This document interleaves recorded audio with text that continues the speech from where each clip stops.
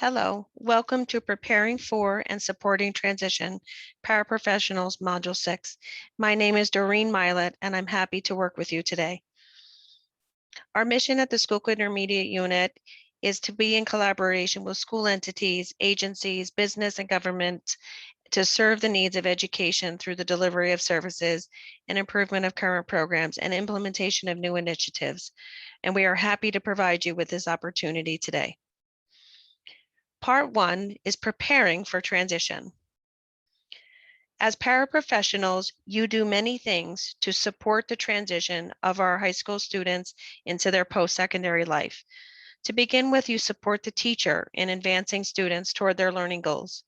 You also aid the students in completing assigned tasks, whether they're instructional or non-instructional.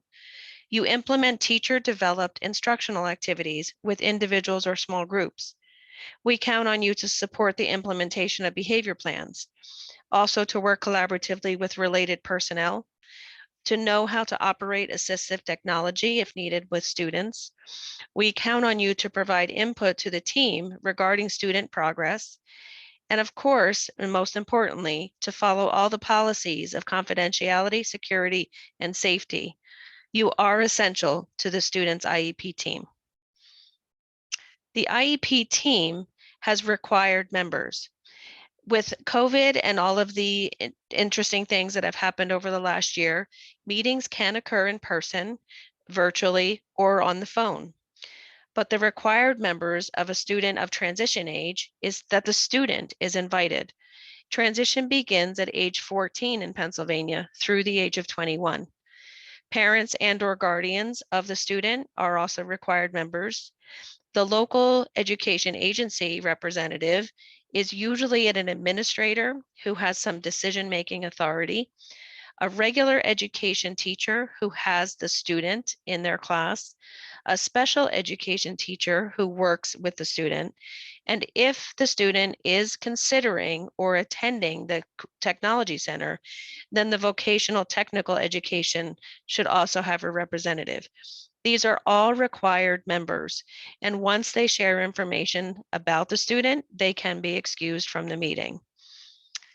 Other members that may also input into the IEP are a district transition coordinator, if there happens to be one, a psychologist, a guidance counselor or a school counselor, an instructional support staff, a job coach, if one is needing to be considered or one is actively working with the student, an employer representative, a community agency representative, if they are likely to provide services for the student while they're in high school and after leaving high school, and relatives, friends, or an advocate are also other team members, but they are not required. Their input is definitely valued, but they are not required for the IEP to convene. The IDEA tells us that the primary purpose is to ensure that all children with disabilities have available to them a free, appropriate public education that emphasizes special education and related services designed to meet their unique needs and prepare them for further education, further employment, and independent living. And for transition, those are the areas that we are definitely focusing on. What are they going to do after high school in the area of education and training, employment, and independent living?